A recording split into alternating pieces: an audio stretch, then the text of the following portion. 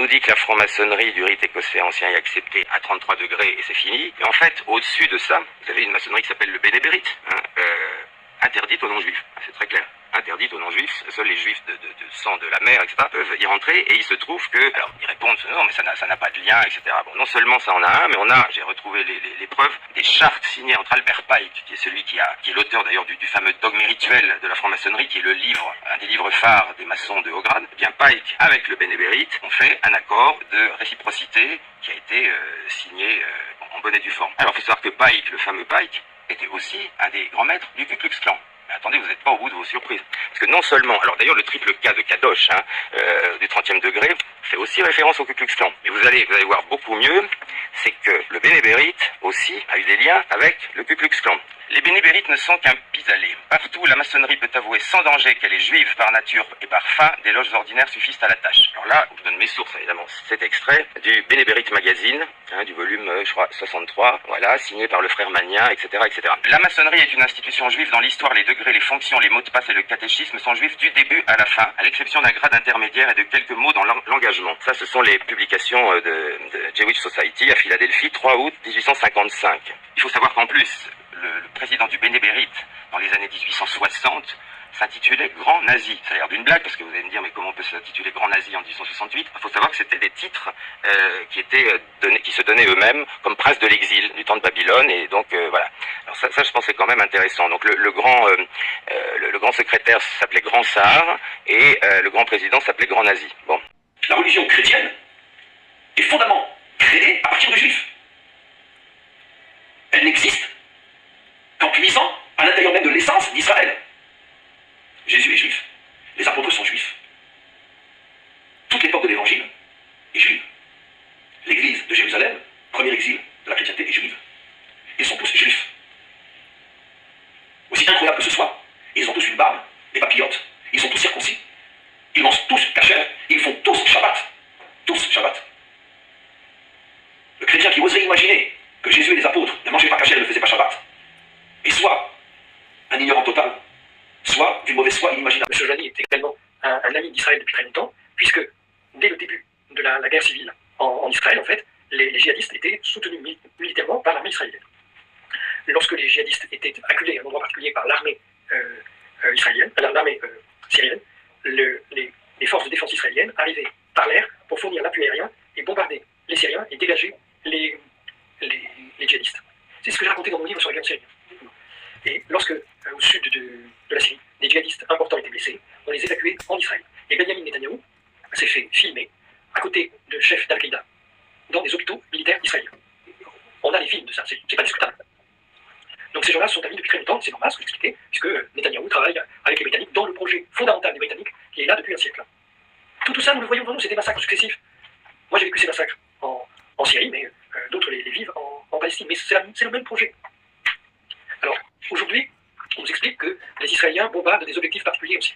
C'est vrai, mais ils ont fait ça en parallèle de la prise de pouvoir par Jordanie. Donc en fait, ils ont bombardé et détruit toutes les fortifications militaires syriennes. Donc, il y avait des défenses de la Syrie, tout ça a été entièrement détruit, il n'y a plus rien aujourd'hui. Il n'y a même plus une caserne qui tienne debout. Donc c'est pas des djihadistes, ce sont des mercenaires au service des Américains, des Britanniques et d'Israël, et qui servent les intérêts de ces trois-là. Donc on ne peut pas les appeler djihadistes, Thierry. Pourquoi s'appellent-ils djihadistes ? Parce qu'ils se réclament de la conception du djihad de Sayyid Qutb, qui a été un penseur qui a rejoint les frères musulmans et qui a été le penseur du djihad. Voilà. Alors cet homme était un franc-maçon en Égypte. Il dit qu'il était contre les francs-maçons, mais on a la preuve qu'il était franc-maçon, puisqu'il a écrit dans des journaux francs-maçons. Donc ça, c'était publié en Égypte, c'est pas discutable. Donc Sayyid Qutb était probablement, c'est pas certain, mais probablement c'était un homme de la CIA.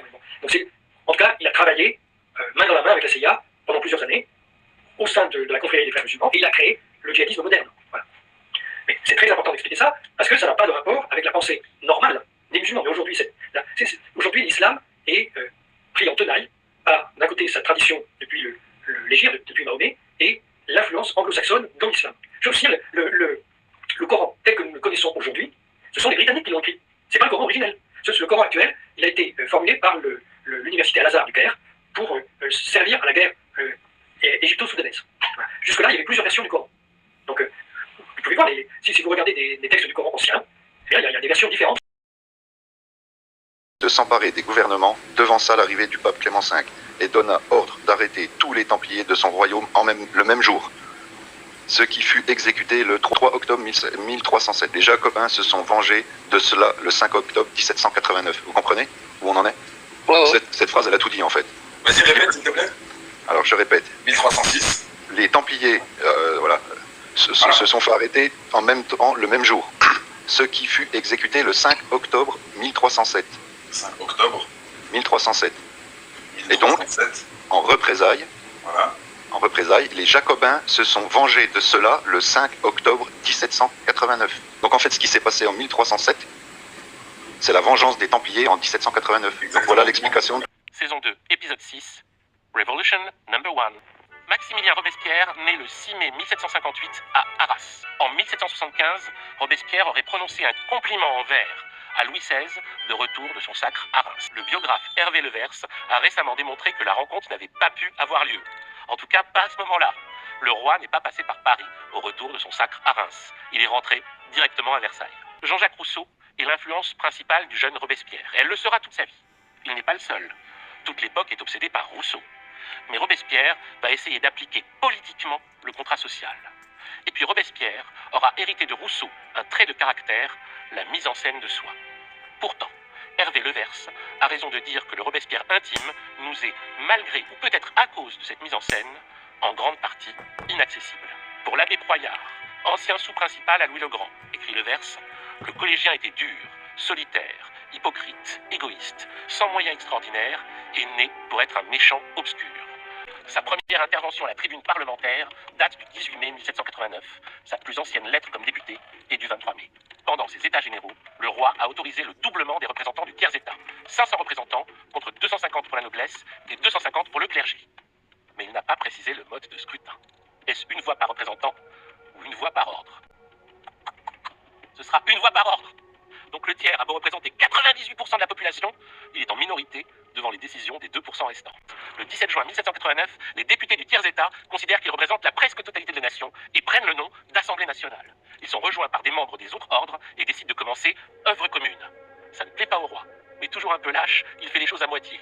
Louis XVI ordonne de faire fermer les portes de la salle des menus plaisirs sous un prétexte débile. Le 20 juin, les députés du tiers se retrouvent dehors, sous la pluie battante, devant les portes fermées et gardées par des soldats. Juste à côté, dans la salle du jeu de paume, qui sert habituellement de salle de divertissement aux courtisans. Ils prononcent ensemble un serment et commencent à rédiger une constitution, d'où le nom qu'on leur donnera, la Constituante. Le 23 juin 1789, Louis XVI tente de rétablir son autorité avec une séance royale. Il leur fait un discours pas possible. Il demande que tous fassent comme il veut, ou alors il le fera quand même, mais sans eux.